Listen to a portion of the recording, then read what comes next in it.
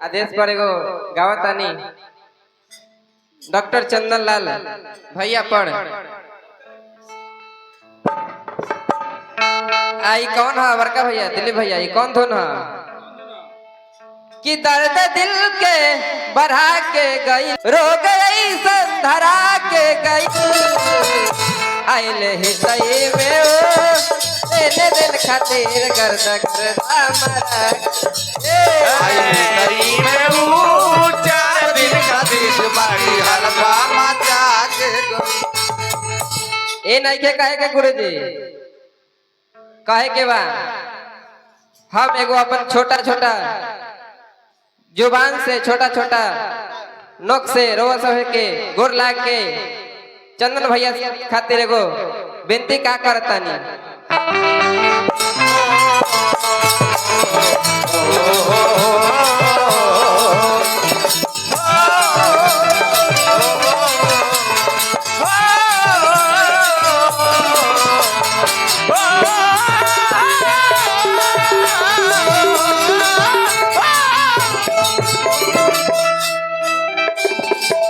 चंदन भैया के जितावे के बहो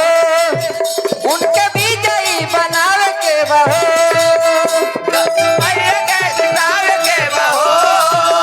उनके विजयी बनावे के बहो चंदन भैया के जितावे के बहो अब की विजयी बनावे के बहो हवे बेटा तोहार बड़े विधायक से खारे अब की विजयी बनावे के बहो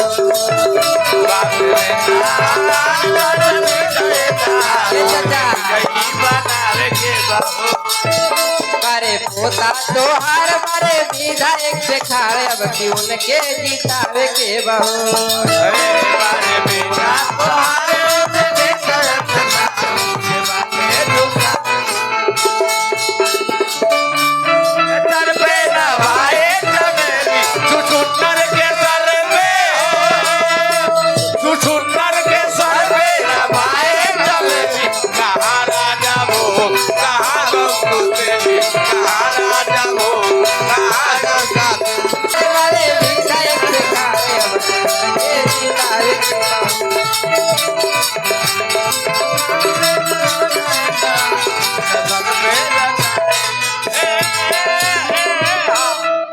हवे बेटा तोहार बारे विधायक से खार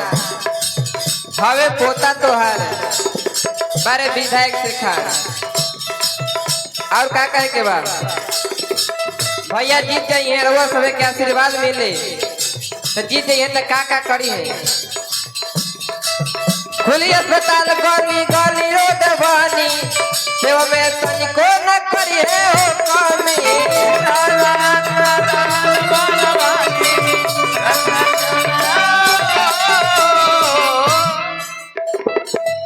हम देखनी कि जब भैया बड़का भैया चुनाव प्रचार गाना गाइए दिलन तो हमरा एगो अभिये बनावे के गाना पड़ल है खुली अस्पताल गली गली रोड बनी सेवा में तनिको न करिए भैया कमी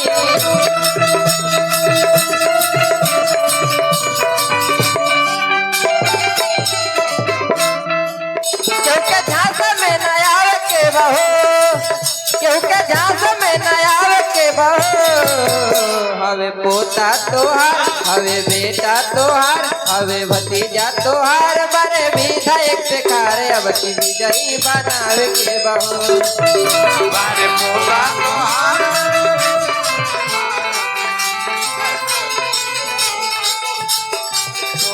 तोहार बड़े विधायक से खारे अब की विजयी बनावे के बहो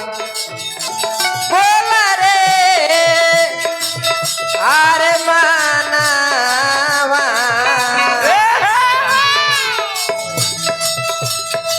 हरी हरी बोल